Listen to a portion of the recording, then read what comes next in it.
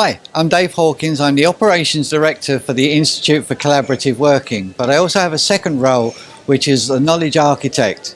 For the last 15 years, we have been working on the premise that success in major projects stems primarily from the way that people interact and the behaviours that they exhibit.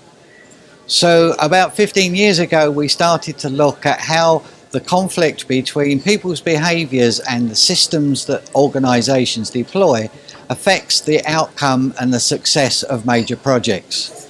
The result of this after 15 years has been the publication of ISO 44001, the International Standard for Collaborative Business Relationships. And today I'd like to give you some background on that journey and what I perceive to be the benefits going forward for major complex projects. I thought about talking to you today about something called ISO 44001. Anybody heard of it? Oh, good. That's three of us can have a discussion over coffee later. One of the things is fascinating for me is I love data. And I think it's great to hear that somebody in government is trying to reverse the oxymoron which is joined up government. So you get my vote. So what I thought I would talk about this morning was a little bit of a journey that I've been on to see whether it sparks some enthusiasm from your side. So you'll see a strap line across the bottom there, ISO 44001. Believe it or not, it is an international standard for collaborative business relationships. I've just spent the last 3 years fighting what is the most bureaucratic organisation I've ever come across to deliver the standard, with 25 countries participating in a subject called collaboration. All right? Last year, I did an article for the Public Sector Executive, which with the headline, "Collaboration's the answer, what was the question?" All right, and I got some really interesting, somewhat volatile emails back when I suggested, you know what, you may think it's the answer, but you actually don't know how to do it. So I wanted to take you back a little bit to where I started from. I started in the construction industry and engineering in the mid-60s. So I'm really a young man, I just don't look it. And I started in the areas of procurement, contract management, project management. And I started with a philosophy. And that philosophy was collaboration, the hell with that. This is about synchronized swimming with sharks. And I took a long time to understand how important relationships were. Now let me ask you a question. How many of you have been in a project team which has got a bit fraught and you've been sent off on a team building weekend? Yeah, isn't it great? 2 days going across a field with 2 planks and a yogurt pot, building lots of enthusiasm, lots of excitement, and then you get back to work on Monday morning and the system implodes on you. All right, and by 11 o'clock, it's business as usual. All right, well, that wasn't too bad in small projects. In big projects, it becomes quite serious. So about the mid-90s, I got involved with an organisation which was then called PSL. It's now the Institute of Collaborative Working. And I don't want to spend too much time on this because I brought along 100 copies of this. And if you don't take one away, you're missing something, because there's some great case studies in there around how collaboration delivers benefits and what the future looks like in your world. Because I think the world that you come from is a world that is changing dramatically. And quite recently, I saw a study from Cranfield University, which looked at complexity. And the first question to project managers was, what's your biggest problem running complex projects? And the biggest problem was people. Because unfortunately, we need people. And then they asked the project managers, so what are you trained to manage? And it was completely reverse priority. We're trained to manage systems. We are not trained to manage people, and we're not used to managing people. So I've worked with some brilliant project managers in the past. Absolutely, on a dark night, when the bullets are flying, when all the odds are against you, these are the guys and girls that you want to be behind. All right? I wouldn't put half of them, if that, on the floor of the United Nations, because they couldn't hold a diplomatic debate if their life depended on it. Okay, so ICW has looked and spent a lot of time working on a process of how do we systemically build collaboration into the systems of organisations. So it's not something we bolt on and do on a weekend. It's something we do as part of our business. So there's two problems with that. There's organisations and there's people. We're really good at writing systems processes. Government is unbelievably good at building complexity into things that sometimes don't need complexity. All right? We in big organisations build systems and processes which are based on fundamental problems that happened in the Victorian times and we haven't changed their mind yet. And yet we're in a different world. So let me just give you a bit of insight. The importance of relationships. I make no apologies for this slide. It's been around for years. But I love putting it in front of senior executives when I tell them that half their costs are based on the amount of time they spend fighting each other. It's also quite fun to tell chief executives, you decide if you're a donkey or not. But if we then took a different view and we could get the donkeys to talk to each other, work out ways of doing what is sometimes the impossible, we might actually be able to eat all the carrots. Now, I was at 2 weeks ago, I was in Spain when the Spanish were launching their version of ISO 44001. And I did a little presentation, which probably wasn't a lot of use to them because my Spanish is appalling. But at the end of it, chap at the back of the room put his hand up and says, how much am I going to save by working in a collaborative way? And I had to say, I have absolutely no idea because I don't know how much you're wasting right now. All right? So, relationships, important. Yes, how many in the room are in long-term relationships? Boyfriends, girlfriends, husbands, wives, okay. 10 years, 20 years? Anybody? 30 years plus? 48? 40? You know?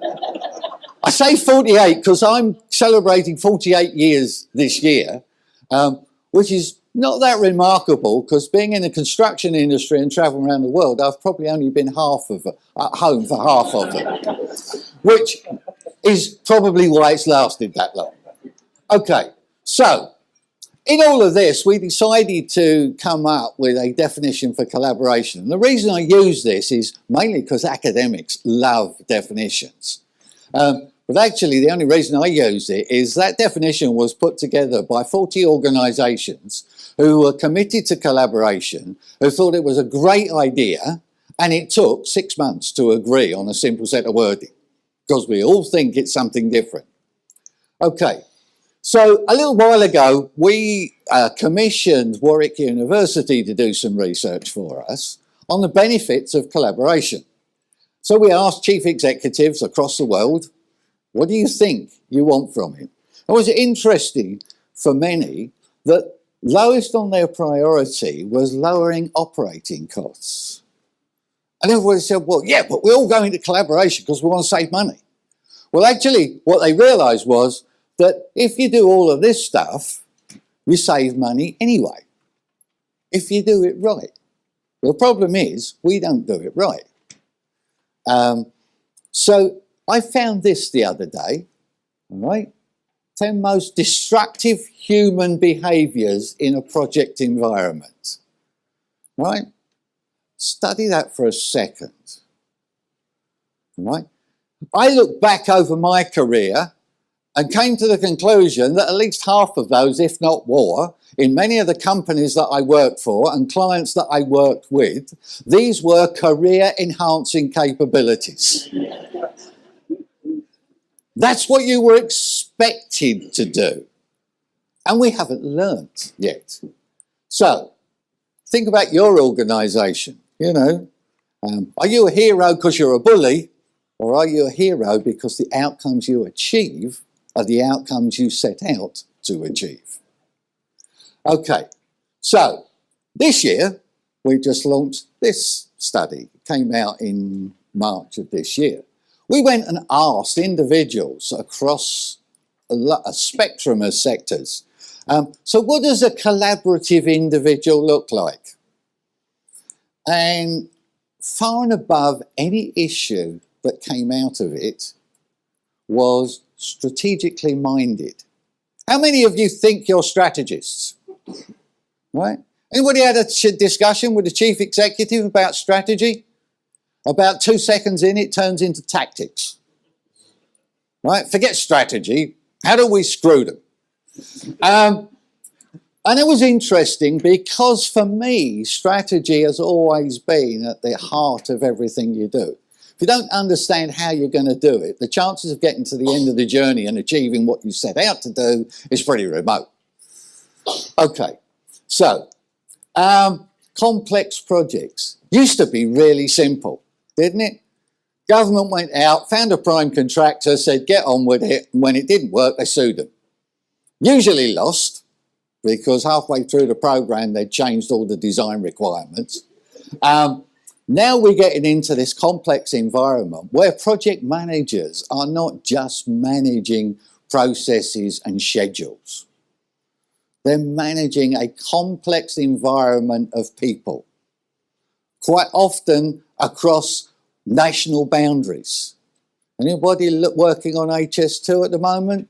You know, have a look at the contractors that are coming together to build that. Half of them don't speak English as a first language. So just start from that premise that that's going to get even more complicated as life goes on.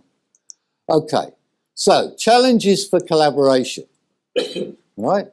Lack of skills, unrealistic objectives, lack of leadership. You know, leadership for me is where project managers should be. The problem with most organisations is that tomorrow's leaders are selected by today's in their own image. We are not adapting for the environment that's coming. So one of the things we've done with Warwick University, we actually have an MSc module now running in Warwick University on collaborative leadership. And everyone said, we know about leadership. White Horse, you know, Winston Churchill, this is the way forward. Actually, he was the most uncollaborative individual you could think of, all right? But in the time, he was the right person. But in our time today, we need a different kind of project manager. We need somebody who can inspire people to do the unimaginable and achieve those objectives which politicians thought was a smart idea to get a few votes. Now, I wouldn't just criticise the politicians. There are chief executives out there who have a 3 to 4 year tenure and they're not really interested in a 15-year project because basically their lives and their futures are resting on the golden handshake they're going to get when they leave after 3 years. And some of the projects that we're looking at, HS2 is a typical example, 15 years. The average age group working within HS2 at the moment, most of them will have left, retired or gone on to something else in the next 6 to 7 years. And yet there's a project that cannot succeed unless the organisations involved work together. That's a different environment to what I was used to 40 years ago. Okay, I just put these up as examples because everybody talks about mega projects and things, but collaboration works at every level. Anybody working on BIM? You know, business information management. Wonderful technology. I like technology. I still use a fountain pen because it can't be hacked. But BIM is great as a technology enabler.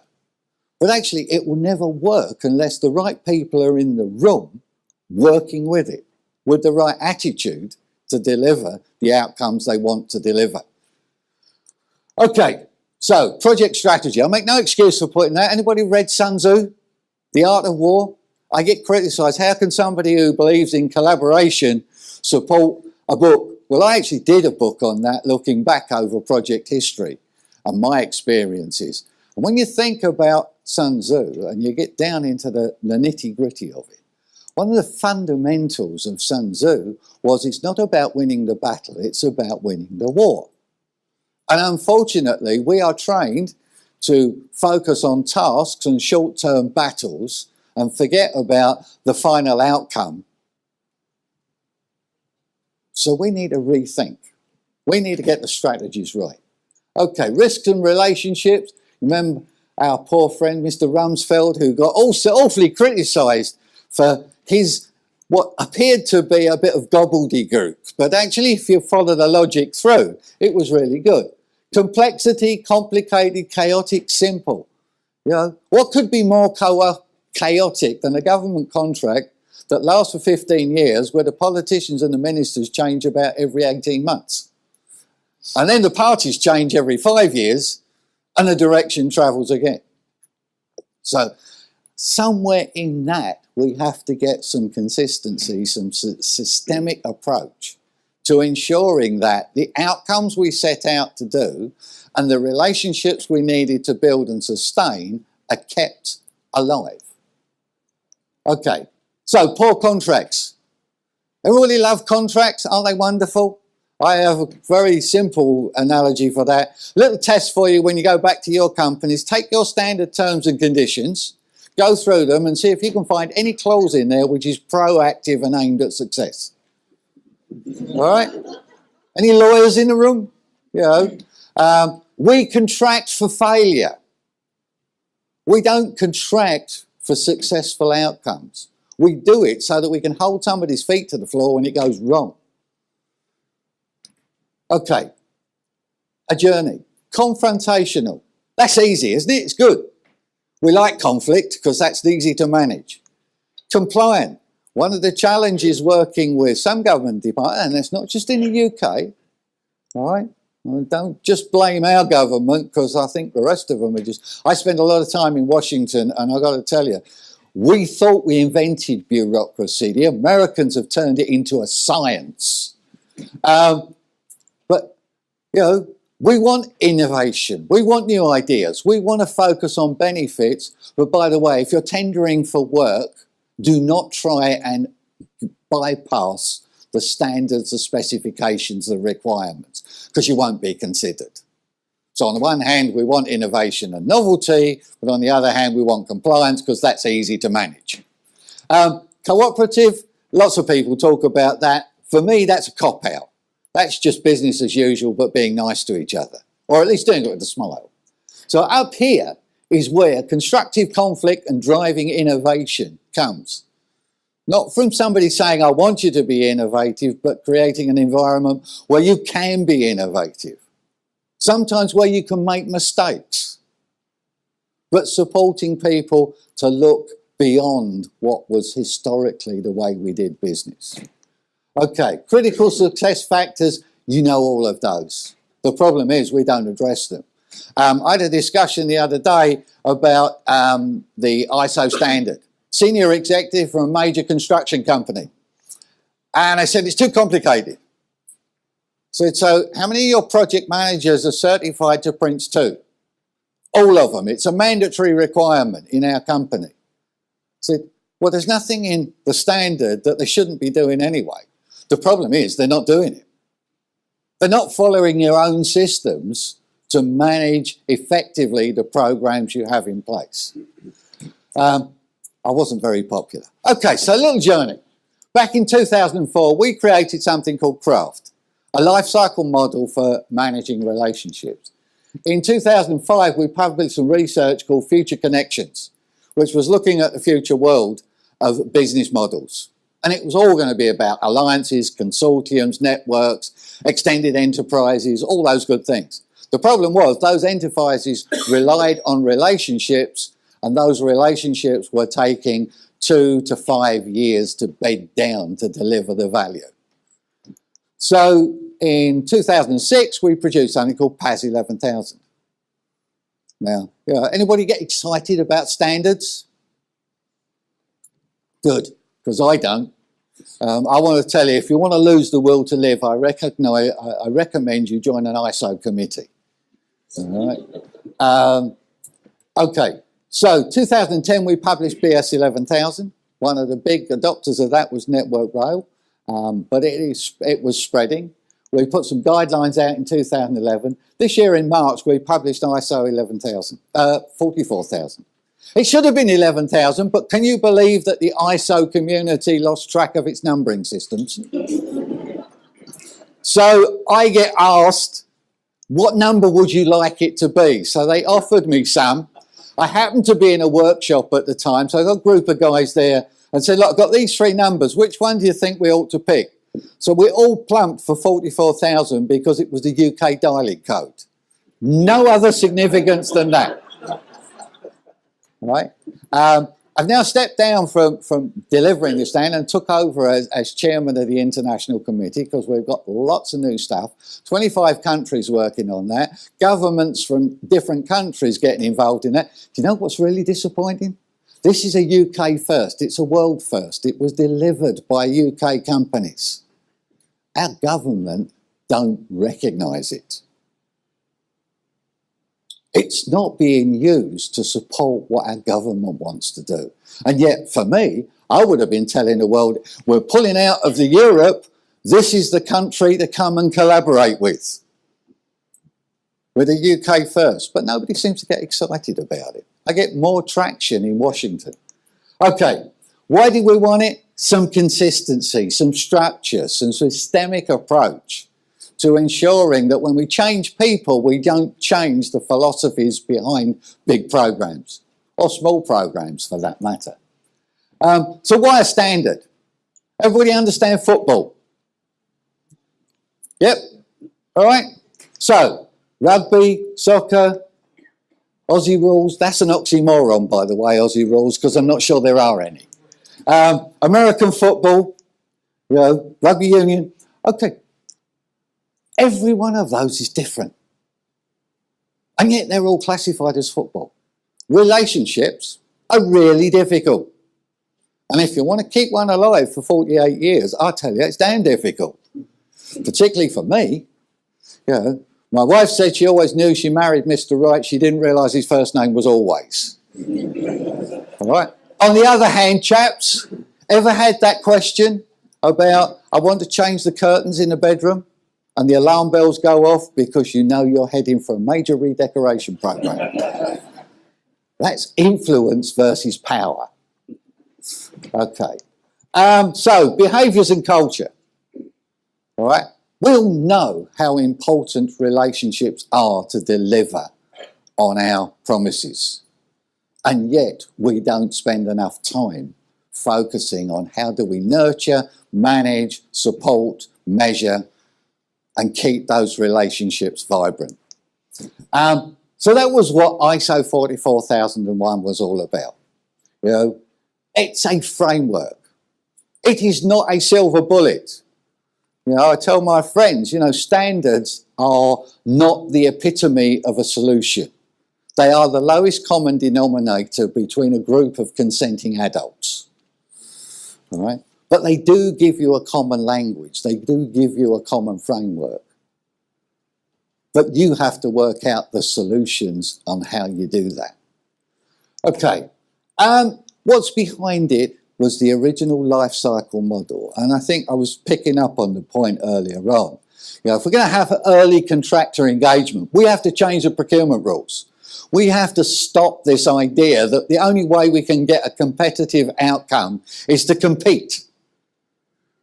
We have to start thinking about how do we look at value, not a process that makes people comfortable.